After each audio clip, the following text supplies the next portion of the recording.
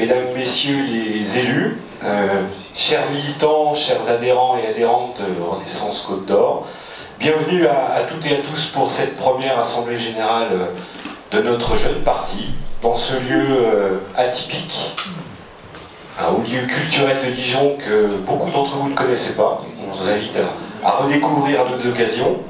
Un très très grand merci en premier point pour votre présence. Vous êtes nombreuses et nombreux aujourd'hui et au-delà de votre présence, je suis particulièrement honoré de présider cette séance et cette assemblée générale aujourd'hui parce que votre présence résonne beaucoup sur votre engagement, sur votre implication, sur votre croyance et vos convictions dans nos valeurs, dans notre parti, dans nos idées et dans le projet présidentiel. Donc pour ça, merci, je crois déjà, on peut s'applaudir.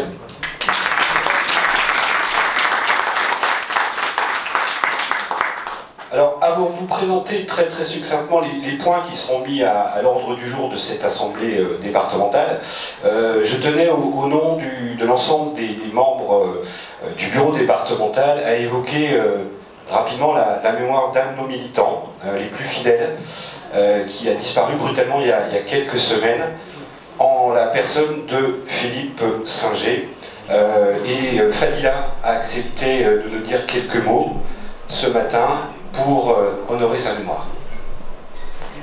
Tout d'abord, bien le bonjour à toutes et tous. Merci Monsieur le Président, cher François Patria, Monsieur le Sénateur, chers militants. Donc, effectivement, nous ne pouvions commencer donc cette assemblée générale de notre parti sans avoir une pensée émue pour Philippe Singer, que j'ai eu le plaisir de connaître tout au début de mon entrée en politique en 2003.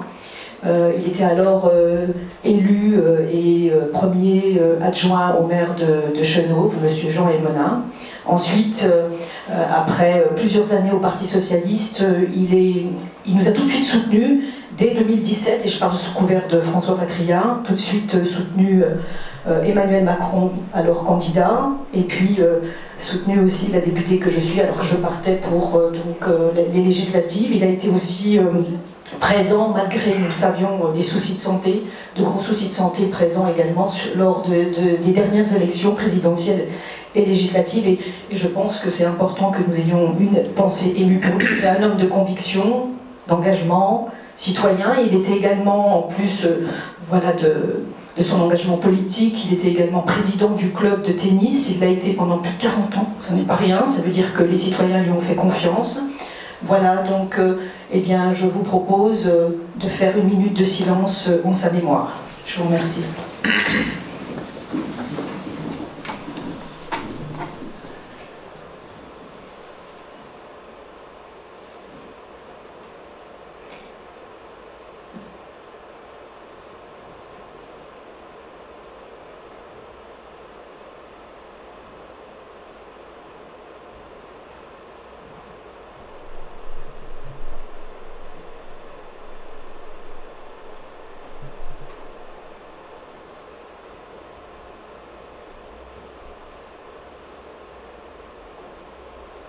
Merci. Alors, en premier lieu, je tenais à excuser également Stéphane Séjourné, le secrétaire général de notre parti, qui avait fait la promesse d'être présent pour cette assemblée générale, mais son agenda en a décidé autrement, puisqu'il a été convoqué à Bruxelles, je crois, ce matin. Mais il tenait néanmoins à être présent en image et par la voix, et vous adresser un message personnel. Bonsoir à toutes et à tous. Chers adhérents de Renaissance Côte d'Or, cher Laurent, chers élus et parlementaires membres de Renaissance, je ne peux être parmi vous aujourd'hui, mais je tenais à vous dire quelques mots en amont de votre toute première assemblée générale départementale. D'abord, merci tout simplement, merci d'avoir fait confiance à Renaissance, merci d'avoir adhéré au parti du président de la République, Emmanuel Macron. Vous le savez, depuis maintenant 7 ans, avec vous, pour vous, nous consolidons une organisation, un ancrage local, nous décentralisons notre parti, nous redoublons d'efforts sur le terrain. Vous êtes d'ailleurs en train de finaliser la structuration de vos comités Et nous sommes en train de bâtir une organisation qui nous sera utile et très précieuse pour les prochains scrutins nationaux et locaux et qui nous permettra déjà de faire la promotion de nos idées et de notre projet. C'est d'ailleurs le sens de notre grande campagne nationale lancée le 7 mai dernier, 6 ans jour pour jour après la première élection d'Emmanuel Macron, de notre président de la République. Après la séquence difficile des retraites, vous n'avez pas hésité à aller à la rencontre de nos concitoyens pour leur rappeler que nous agissons pour eux depuis le premier jour de 2017 et que nous avons transformé également leur quotidien. Alors peut-être un message politique, soyez fiers du travail accompli, fiers d'avoir rassemblé les progressistes pour faire avancer le pays. Soyez fiers aussi des résultats obtenus sur le terrain de l'emploi, de l'attractivité, de la réindustrialisation, de la transition écologique. Et puis, un deuxième message, ne cédez à rien aux démagogues. Vous n'avez jamais été découragés par les diatribes des populistes et de leurs méthodes anti-républicaines. Continuez. Nous devons ça à nos concitoyens qui, par 2 fois, nous ont confié la responsabilité du pays pour gouverner avec dignité, avec bienveillance et dans le respect des équilibres de notre nation. Alors, notre horizon, vous le savez, c'est aussi l'Europe et les élections européennes à venir. Ce sera le premier scrutin national auquel participeront l'ensemble de nos candidats sous la bannière de Renaissance. Ça sera un moment important de débat, d'échange et de notre campus européen qui aura lieu à Bordeaux du 6 au 8 octobre. Les places sont limitées, alors inscrivez-vous vite si vous souhaitez y participer. Je serai ravi d'avoir énormément de militants de votre département présents à Bordeaux pour tous nos débats. J'aurai le plaisir de vous y retrouver là-bas à Bordeaux avec des invités de premier plan venus des 27 États membres et puis des débats politiques entre nous et puis aussi avec la société civile. Alors à très vite donc, bonne assemblée générale, longue vie à Renaissance Côte d'Or, longue vie à Renaissance, vive l'Europe et vive la France. À bientôt. Nous sommes réunis pour notre deuxième séquence de notre assemblée générale, avec une dernière séquence pour terminer la matinée, notamment par une table ronde thématique avec nos parlementaires, que j'invite d'ailleurs à nous rejoindre sur scène dès maintenant. Mesdames, messieurs les parlementaires, installez-vous. C'est quoi le thème? Petite marche. Et vous découvrirez le thème tout à l'heure, ce sera la grande surprise. Pour le coup, moi je le découvre, d'apprendre à l'instant. Bienvenue.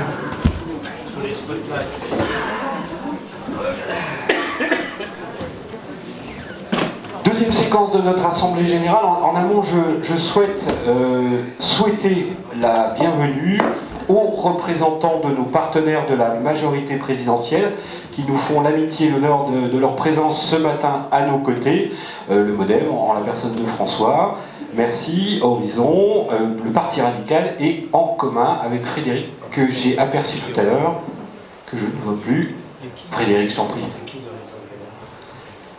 Alors, je tiens également à excuser l'absence de Benoît Borda, notre député, qui était retenu ce matin dans le cadre d'une réunion politique à Lyon, je crois, et qui vous fait me transmettre ses amitiés pour cette séquence. Alors, chers partenaires de la majorité présidentielle, merci encore pour votre présence, qui est un signe de confiance réciproque, historique.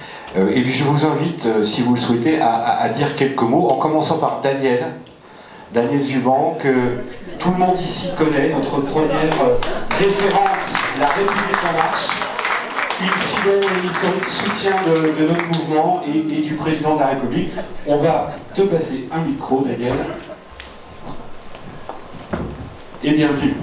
Merci à tous. J'ai répondu avec plaisir à l'invitation de toute l'équipe que m'a transmis Didier Martin.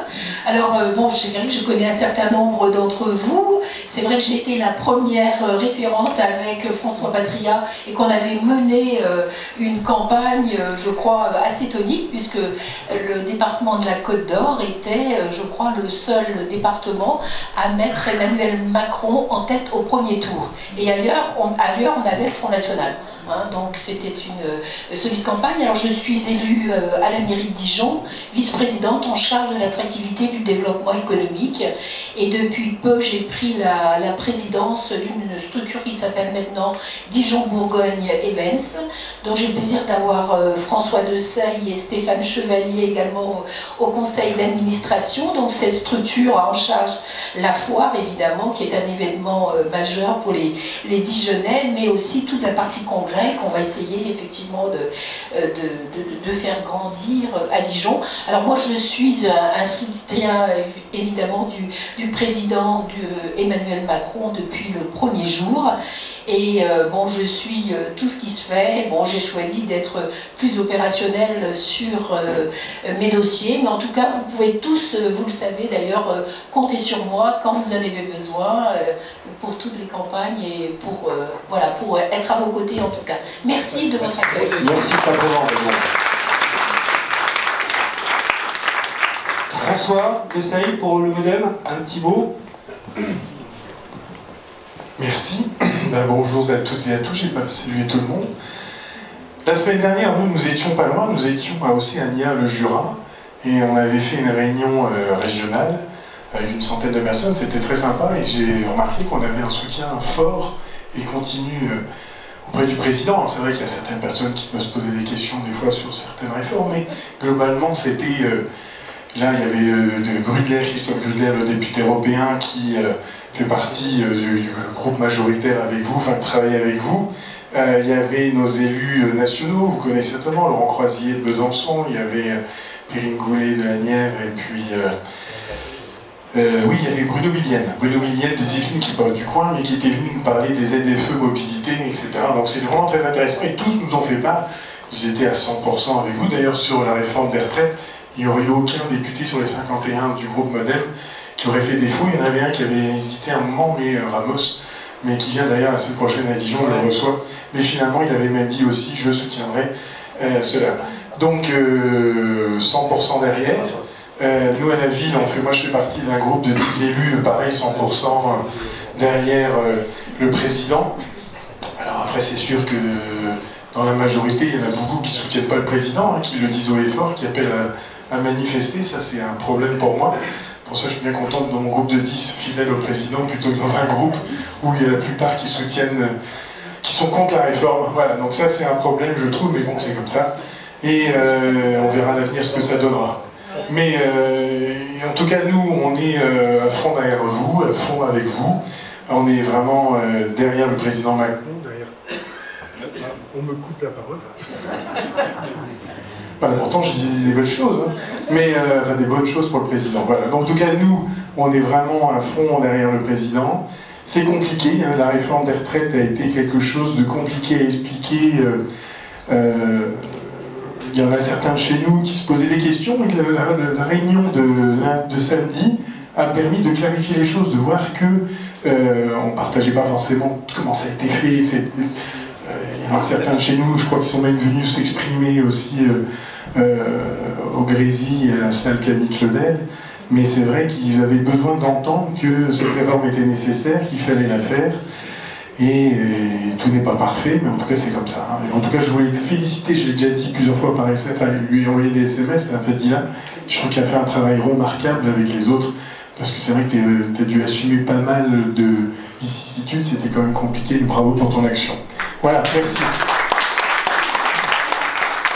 Merci beaucoup François. Alors pour Horizon, je tiens à excuser Ludovic Crochet qui devait être présent avec nous, mais il a un souci personnel qui l'empêche, et familial qui l'empêche d'être présent avec nous, mais il me transmet ses salutations, et donc je vous les transmets de sa part. Nous avons un représentant, la personne d'Henri Bénigne de Vrégil, pour le parti Horizon, si tu souhaites prendre la parole. Merci beaucoup, merci à tous. Donc, pour ceux qui ne me connaissent pas, Henri Bénigne de Vrégil, je suis conseiller municipal de Dijon, également élu du quartier. J'ai eu un petit doute existentiel quand on m'a proposé de prendre la parole ici, parce que j'ai l'habitude d'être le centriste de la bande dans mes alliances dijonnaises. Et ici, je représente l'aile droite, alors c'est un peu différent. Donc je me suis demandé comment est-ce que j'allais m'exprimer. Enfin, l'important est que toutes les personnes qui sont ici partagent finalement un principe de réalité. Et c'est ça qui fait l'alliance autour d'Emmanuel Macron et dans les diverses parties de la majorité, c'est cette adhésion au principe de réalité. Dans tous les partis, de gauche, de droite, du centre, il y a toujours eu des personnes qui étaient rationnelles et d'autres qui étaient plus idéologues et qui allaient beaucoup plus loin dans leurs convictions. Et je pense qu'aujourd'hui, on a réussi, autour du président de la République, à faire une alliance de ceux qui étaient adeptes du principe de réalité. Dans les élections européennes qui arrivent, c'est aussi le principe de réalité qui va s'imposer. Et je pense que dans les différentes parties de la majorité, il y aura forcément une alliance très rapide sur des convictions pro-européennes. Et c'est ça qui fait aussi le ferment de la diversité des composants de la majorité, c'est cet engagement européen. Donc comptez sur Horizon dans les élections qui arrivent. Voilà, merci à tous. Merci beaucoup. Merci à toi. Jean-Philippe Morel pour le Parti radical, je te passe le micro. Je suis un peu déséquilibré. J'ai sauvé la gauche. Et la droite est un peu... Mais bon. Merci Laurent pour ton invitation. Beaucoup de plaisir de vous retrouver évidemment ce matin, monsieur le maire, de retrouver nos parlementaires, d'être présent aussi avec Maxime Moulazadeh, qui est secrétaire général du Parti radical et également secrétaire national d'ailleurs de notre parti. Je crois que c'est pour nous une évidence d'être là ce matin. Déjà une évidence pour le Parti radical d'être derrière le président de la République, et c'est pas quelque chose de nouveau. Nous étions, je dirais, ensemble au moment des européennes, les dernières européennes, donc je pense déjà aux européennes de l'année prochaine, où le Parti radical, déjà c'est pas un secret, sera évidemment sur la liste de la majorité présidentielle. Ce sera un combat compliqué, on le sait, parce que mais nous avons un socle de valeurs communes où toutes les composantes qui sont ici représentées ce matin travailleront ensemble avec une cohérence sur effectivement cette vision européenne qui est partagée. Beaucoup de plaisir aussi avec mes collègues dijonnais qui font partie de la majorité municipale de François Rebsamen, comme adjoint également aux côtés de Daniel et de François. Et en tout cas, j'espère que vous avez bien travaillé ce matin. Et en tout cas, merci pour votre ouverture aux partenaires. Nous sommes des cousins, hein, pas si éloignés que ça, Proches. mais très proches. Et donc on a le plaisir de se retrouver en cousinade avec vous. Merci. Merci Jean-Philippe. Et pour terminer ces rapides prises de parole, je passe la parole à Frédéric, qui va se présenter et qui représente le mouvement En Commun. Merci Charles-Laurent pour l'invitation, et puis bonjour à toutes et à tous. Je suis très heureux de faire partie de la cousinade aussi ce matin. En Commun est peut-être pas le plus connu des partis de la majorité. Alors il a été fondé par quelques parlementaires, dont Barbara Pompili, qui est sans doute la personnalité la plus connue, puisqu'elle était ministre de la Transition écologique et députée aujourd'hui. Il y a 4 députés, 4 femmes qui travaillent au Parlement, donc qui sont bien connues, je pense, des parlementaires aussi sur la scène. Qui travaille plutôt sur les sujets de transition écologique et puis sur les sujets de solidarité et de faire plus pour réduire les inégalités et de travailler main dans la main, je crois, avec les différentes commissions.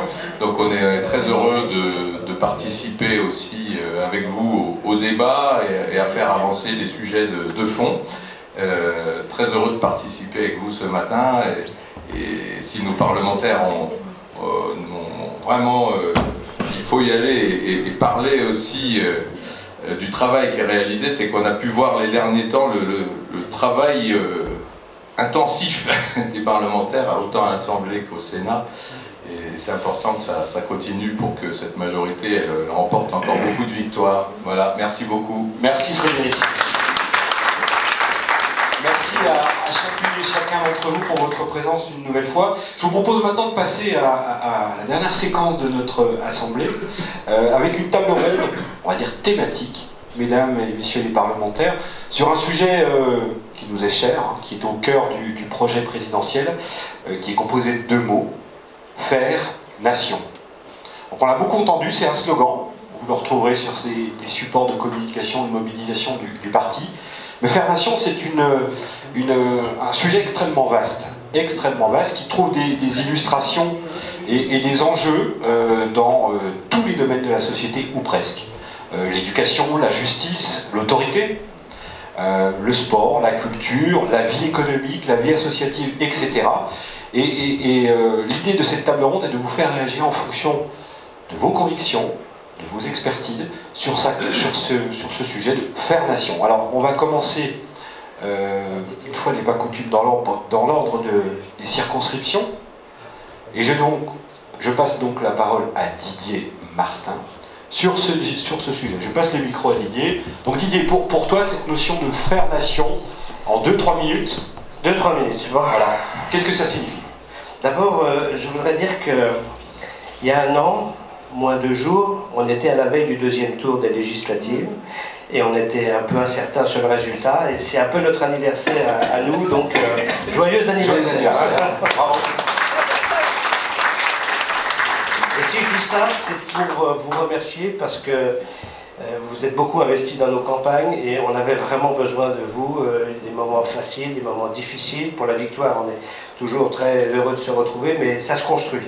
Et donc, merci, et c'est la suite qui est en train de se construire aujourd'hui, avec ce mouvement, avec la nouvelle équipe que je remercie aussi, et on voit la qualité du travail accompli. Je salue Laurent, mais derrière toi, toute l'équipe qui est au travail. Alors, faire nation. Faire nation, vaste ambition, mais quand tu as pris la parole, tu as dit faire nation, c'est la justice, c'est l'éducation, c'est la santé. Donc, moi j'insisterai juste sur un point, c'est la question du régalien. Une grande réforme de la justice est en train d'être en préparation et on la votera bientôt, on la débattra et on la votera bientôt. La question de la santé est la préoccupation numéro 1 des Français, entre l'équilibre à trouver entre l'hôpital et le secteur de ville. Ça a été l'actualité de cette semaine sur l'offre de soins en ville, avec la PPL du groupe Horizon, notre collègue Valtou. Et puis, il y a aussi toutes les autres grandes questions régaliennes. L'éducation, c'est important, on fait des politiques très fortes dans ce domaine. Hein. La santé, on a fait le Ségur de la santé. Pour l'éducation, il y a également des efforts importants. On a la carte scolaire qui va arriver bientôt après les délibérations officielles.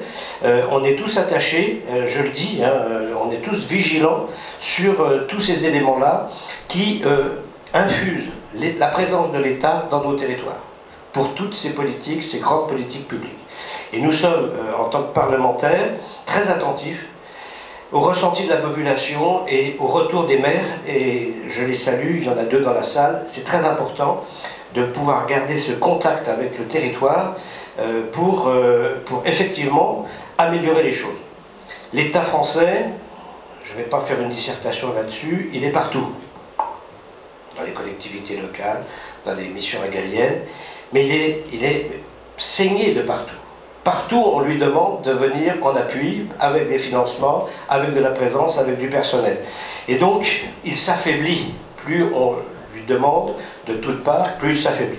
Donc, c'est tout l'enjeu de trouver, à travers la présence de l'État dans les territoires, à travers les relais territoriaux, comment affirmer la présence d'un État protecteur, d'un État régulateur, d'un État qui regarde vers l'avenir et qui programme et qui planifie l'avenir.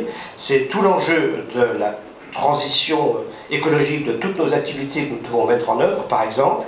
Donc, à travers l'État, je n'ai pas une carrière d'État, je ne suis pas haut fonctionnaire d'État, mais à travers l'État, on trouve, et à la tête de l'État, il y a un chef, voilà, un chef de l'État, c'est le président de la République, on trouve des grands axes à proposer aux Français. Donc, je ne serai pas plus long, je voulais souligner cela. On pourrait parler de la question des impôts, mais si je commence avec les impôts, notre ligne elle était simple, hein, ne pas augmenter, voire baisser les impôts. Mais il faut en même temps que l'impôt soit juste, l'impôt juste, et c'est tout l'équité, la passion française de l'égalité et de l'équité qu'il nous faut conduire, et là encore, quand on touche au portefeuille, ça a été dit tout à l'heure, c'est difficile. Bref, pour cet axe-là, je crois qu'on a besoin d'une majorité plurielle, une majorité unie et rassemblée. Et je salue tous les partenaires présents ce matin pour nous permettre de conduire pendant les 4 ans à venir une véritable politique et de construire une majorité forte et solidaire. Merci beaucoup. Merci beaucoup Didier. Fadila, cette notion de faire nation. C'est à mon tour de faire nation. Donc je salue bien sûr les élus présents, les maires et les partenaires. Important effectivement d'être unis en ces temps difficiles. Alors la question effectivement elle est pertinente, faire nation. Je tiens à dire quand même, malgré tout, qu'aujourd'hui sur le plan politique, des résultats, le pays est fracturé en 3 blocs. Et je dois dire qu'on sort d'une élection il y a 1 an. La circonscription dans laquelle je suis, elle reflète un peu le résultat au niveau national. Aujourd'hui, on a un bloc Rassemblement National extrême droite, 1/3 en gros, un bloc extrême gauche et un bloc central, et on est tous ici les progressistes réformistes. Et pourtant, j'ai envie de dire, on le sait depuis longtemps. Déjà, il y a eu un premier électrochoc en 2002 quand le Front National est arrivé au 2e tour. On était au courant et ça nous avait vraiment étonnés, surpris. C'est comme ça d'ailleurs que je suis arrivée en politique. Et aujourd'hui, il y a une sorte de banalisation. On se dit, on n'est même plus étonné. Or, moi qui suis quand même de nature optimiste, je suis quand même un peu inquiète pour les années à venir. Alors on a tendance à dire oui, la France est un pays de droite, qui se droitise, etc. Mais tout le paradoxe, il est là en fait. Moi, quand j'écoute les Français, ils demandent quoi? Encore plus de social, encore plus de protection, des services publics, de la sécurité, de la justice, des moyens pour l'éducation nationale. Donc, d'une certaine façon, il y a une sorte de paradoxe. On a tendance à dire que le pays est bien à droite, mais en même temps, on attend beaucoup sur le plan social. Et donc, faire nation, pour moi, c'est aussi de répondre aux inquiétudes des Français. On le fait, je ne vais pas énumérer tout ce qu'on a fait par le biais de l'éducation, l'aménagement du territoire, l'accès à la santé. Il y a eu une belle proposition de loi qui est passée donc jeudi à minuit 22 exactement, on l'a votée. Donc voilà, il y a des choses, il y a des avancées. Mais dans le ressenti des Français, on n'a pas le sentiment que c'est palpable. Et donc peut-être, on parlait ce matin de communication, il y a des choses à améliorer, mais en tous les cas, il faut poursuivre et continuer d'expliquer ce qu'on fait. Ça me semble extrêmement important. Et puis, moi, en tant qu'enseignante, faire nation, alors qu'on le dit, on n'arrête pas de dire que la République, elle est une et indivisible. Pour moi, ce qui est important aussi, c'est de miser sur la jeunesse et sur l'école. Ça me semble fondamental. Mais de pouvoir aussi revoir les contenus de formation, l'enseignement à l'école. Peut-être revoir aussi, bien sûr, les cartes scolaires.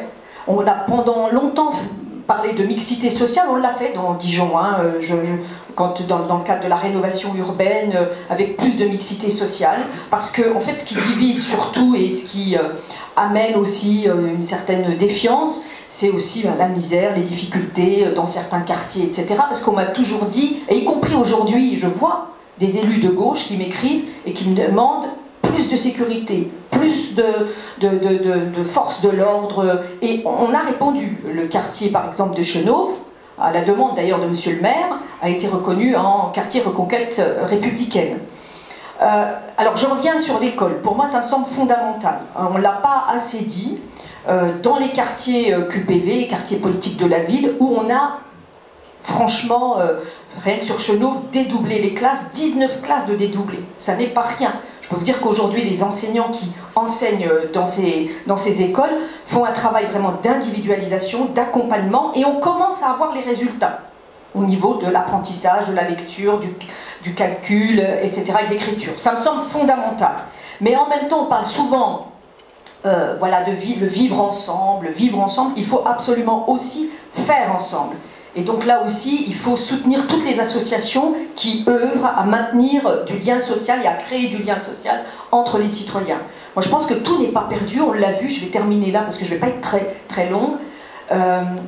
Pendant la crise sanitaire. La crise sanitaire, franchement, les Français ont fait preuve de beaucoup de résilience. Il y avait un élan de générosité, de partage, d'accompagnement des personnes en situation de vulnérabilité, de distribution de repas, de petits déjeuners, mobilisation sur le campus également universitaire. Donc le pays, face aux épreuves, face aux difficultés, sait faire preuve de générosité, d'élan et d'aller vers l'autre. Donc tout n'est pas perdu, il va falloir continuer. En tous les cas, vous pouvez compter sur nous pour mener aussi des politiques publiques qui répondent aux attentes des Français. Et surtout, faire barrage à leurs inquiétudes. Voilà. Merci beaucoup, Camilla. Je passe la parole à Didier Paris sur cette même notion de faire nation. Rock and roll. Ça fait nation. Hein. Ça fait nation. Bonjour à toutes et tous, militants, sympathisants, partenaires. L'avantage de ta question, Laurent, c'est qu'on peut dire un peu n'importe quoi, parce que faire nation, ça touche... J'avais prévenu, c'est très large, c'est très précis. Oui, mais c'est précis et large, donc on n'arrive pas bien à trouver le joint. Non, ce que je ressens, moi, c'est que, bien sûr, faire nation, classiquement, c'est une question d'identité, c'est une question de cohésion nationale. Par rapport à ça... j'irai un peu plus loin en disant que c'est une question de clarté. Les derniers moments qu'on a vécus, et c'est assez étonnant parce que tu avais raison, Fadila, de rappeler ce qui s'est passé pendant la pandémie, on a eu une posture difficile mais très claire, très nette. L'État-providence qui revient au galop, on avait un peu oublié le poids de l'État, et dans l'identité nationale, on ne peut pas écarter l'État. C'est vraiment le fondement, mais j'y reviendrai, il y en a quelques autres. On a été très clair, et je trouve que depuis cette période, mais parce que finalement la situation exigeait de nous cette attitude, depuis cette période, on s'est un peu dilué. C'est le cas en particulier des retraites, en dépit de l'extraordinaire travail qui a été fait par les parlementaires, et singulièrement de Fadila évidemment, mais on s'est un peu dilué. Pourquoi? Parce qu'on a eu du mal à expliquer, non pas à communiquer, contrairement à ce qui a été dit tout à l'heure, mais on a eu du mal à expliquer pourquoi exactement on voulait faire cette retraite, quels étaient les objectifs. Et en toute chose, quand on fait de la politique, et là on est dans un espace politique, ce qui est majeur à mes yeux, c'est d'expliquer pourquoi on fait les choses, qu'est-ce qu'on veut atteindre comme objectif. Et on a trop oscillé entre une réforme qui était plutôt une réforme financière, une réforme plutôt au titre de l'égalité, une réforme au titre de la réparation des injustices. Et quand on insiste trop sur les injustices, beaucoup de nos concitoyens se disent « mais finalement, oui, il y a des injustices, j'en fais partie ». Et systématiquement, on nous posait la question individuelle, quelle est ma situation dans cette réforme? Et beaucoup d'autres thèmes sont comme cela. Je suis assez inquiet, par exemple, en termes de nation, de la manière dont on a abordé le thème de l'immigration, où on a changé 5 fois de posture, entre une loi principale, des petites lois, une loi intermédiaire, ainsi de suite. Notre problème politique à nous, mais c'est la faute à personne, c'est la faute aux difficultés du temps, c'est d'arriver à trouver cette cohésion dans les objectifs que nous nous assignons. Et n'essayons pas, toujours en termes de communication, de gagner la bataille de la démagogie, nous n'y parviendrons jamais. Il y a des mouvements politiques purement démagogues, donc c'est le fonds de commerce, on n'y parviendra pas. Face à ça, faire nation, c'est faire. Tu l'as dit, Fadila, agir. Et moi, je suis plutôt, moi aussi d'un tempérament optimiste, mais même optimiste sur l'avenir, contrairement à ce qu'on dit un peu trop souvent. Pourquoi? Parce que à l'Assemblée, qui est un bon exemple, mais qu'il ne faut pas non plus surdimensionné comme exemple. Pourquoi? Parce que la vie réelle, c'est pas la vie de l'Assemblée, on en a quand même parfaitement conscience. Je vois très bien à quel point il n'y a finalement qu'un point central, unique, puissant, c'est celui de la majorité présidentielle au sens large, que vous représentez tous, Jean-Philippe, François, les autres, toi aussi évidemment. Et nous arrivons à faire cohésion, y compris au plan politique. C'est parfois pas facile, parfois difficile, mais nous y parvenons au final, et il y a beaucoup de textes qui sont votés et qui donnent lieu à un consensus, parce que ce sont des textes dont la valeur est incontestable. Et tant qu'on fera des textes un petit peu limites, où on ne sait pas trop et on fait de l'affichage politique sans trop savoir pour quelle raison, on se heurte de plein fouet à ça. Ça a été évoqué par Didier, il a raison, faire nation c'est évidemment... aussi le régalien, moi je m'occupe de la partie justice, on va rentrer dedans. C'est essentiel parce qu'on se rend bien compte que beaucoup de nos concitoyens, on pense qu'ils ont des sujets extérieur, mais celui-ci en est un central. Le deuxième, c'est bien sûr le pouvoir d'achat, mais non pas en tant que concept, en tant que réalisation du quotidien. Qu'est-ce qui se passe au quotidien? Face à nous, il y a quoi? On a une NUPS qui est en train, ça a mis longtemps, mais je trouve que ça commence à se caractériser, qui est en train un peu d'exploser en vol. On voit les difficultés sur les prochaines européennes, mais on voit aussi les difficultés du quotidien. Il y a quasiment plus une fois où le PC vote avec les Verts que les votent avec LFI et LFI avec le PS. Et il suffit de voir les difficultés internes de chacun de ces mouvements pour comprendre à quel point c'est difficile d'aller plus loin. Donc profitez-en, soyons en faisant nation, soyons tous ensemble pour continuer à exprimer nos attentes, à exprimer nos besoins, à exprimer la nécessaire évolution de la société. Mais notre société, je vais terminer là-dessus, moi je me déplace beaucoup à l'étranger, il ne se passe pas une fois sans qu'on me dise qu'est-ce que vous avez de la chance d'être ensemble. Soyons frères, soyons fiers, frères, mais fiers. Fiers de ce que nous sommes, soyons fiers de ce que nous avons fait, soyons dynamiques, soyons positifs. Moi j'entends trop, et on est en capacité de créer cette espèce de perception sociale inverse du mouvement de déclinisme général. Nous devons montrer que nous sommes en capacité, que nous sommes fiers, que nous avons fait des choses. La situation de la France, on a connu avec François quand on était avec Jospin, c'était une situation à peu près identique au plan économique. Elle est excellente. Même si 7%, on va avoir encore un peu de mal à descendre dessous, mais l'attractivité, la situation économique, la relance de l'industrie, je ne vais pas vous refaire un discours politique là-dessus, mais qui d'autre l'a fait depuis 20 ans? Qui d'autre l'a fait? Personne. Donc, portons, plutôt que d'aller chercher les difficultés là où elles sont peut-être, mais là où c'est pas à nous de les porter, portons un discours positif, puissant, sur l'ensemble de ces questions. C'est ma meilleure façon, à mes yeux, de faire nation, en ayant juste en présence d'esprit que tous vos discours ont tourné autour d'Emmanuel Macron. C'est normal. Peut-être ça montre en contrepoint qu'on n'a pas tout à fait toujours notre corpus idéologique derrière. Mais c'est aussi normal.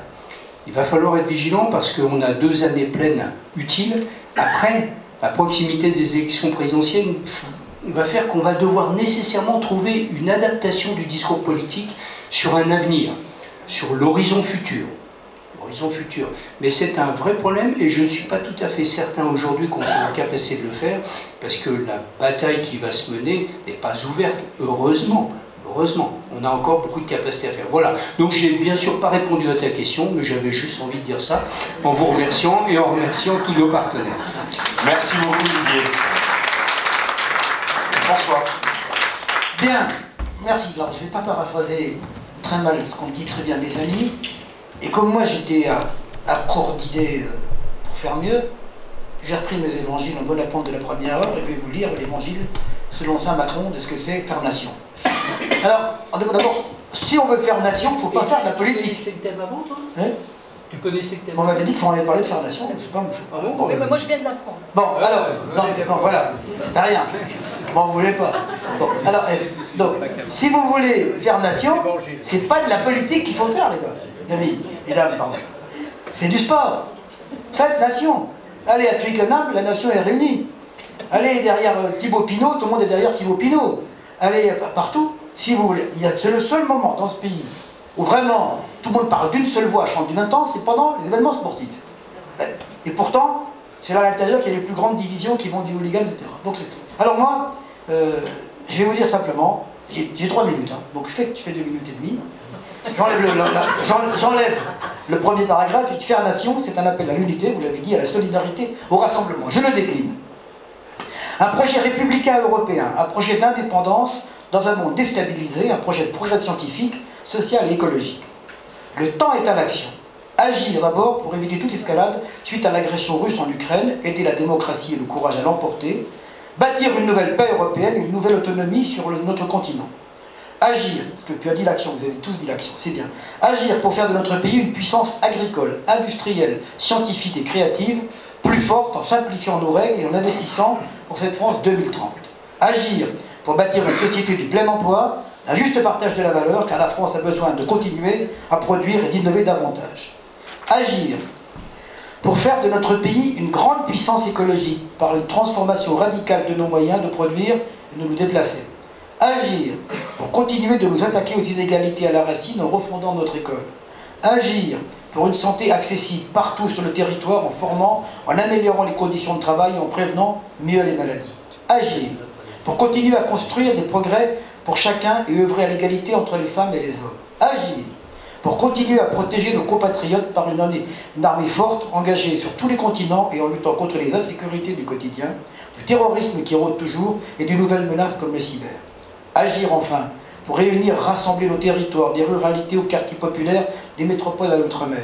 Agir sans relâche, avec un cap, celui d'être une nation plus indépendante, de vivre mieux, de construire nos réponses françaises et européennes aux défis de notre siècle. Cette action, nous le savons tous, s'inscrit à un moment de la vie de notre nation où les peurs sont là, nombreuses, autant que les fractures. Agir ne signifie pas administrer le pays, enchaîner des réformes comme on donnerait des solutions toutes faites à tout notre peuple. L'action doit être jumelle du rassemblement et de l'association de tous, en partageant les objectifs, les ambitions, c'est fini, rassurez-vous, les responsabilités au niveau national, en faisant travailler ensemble le gouvernement, son administration, le Parlement, les partenaires sociaux, les associations, et en associant partout à travers le pays l'ensemble des forces vives politiques, économiques, sociales et culturelles pour décider de faire, en réformant, en associant, notre pays peut décider de grandes ambitions nationales et libérer la créativité et l'initiative partout dans le pays. C'est là le fondement de la renaissance démocratique de notre pays a besoin. Elle sera bien entendu institutionnelle et politique, mais elle doit être aussi en acte et dans la pratique de chaque jour et où chacun aura sa part de responsabilité. J'ai lu trop vite, c'est beaucoup moins bien, j'aurais lu doucement, ça aurait vraiment marqué les esprits. Voilà, l'évangile selon saint Macron, j'ai pas trouvé mieux. Merci. Merci beaucoup François. Merci à toutes et à tous pour ces échanges. L'exercice était compliqué, vous avez fait ça de main de maître, extrêmement concis, extrêmement précis. Donc merci beaucoup. 2 minutes 45. Merci. Parfait. Hors taxe. Hors taxe. Je vous invite peut-être nos partenaires de la majorité à nous rejoindre pour une photo. Et puis nous terminerons comme tout parti politique sur une belle Marseillaise. Avant, oui, à moins qu'il y ait une question, me dit Fania, on est parfaitement dans le timing, mais on peut avoir une question. Monsieur, on va vous faire passer un micro. On a 3 minutes d'avance sur le timing, donc tout va bien.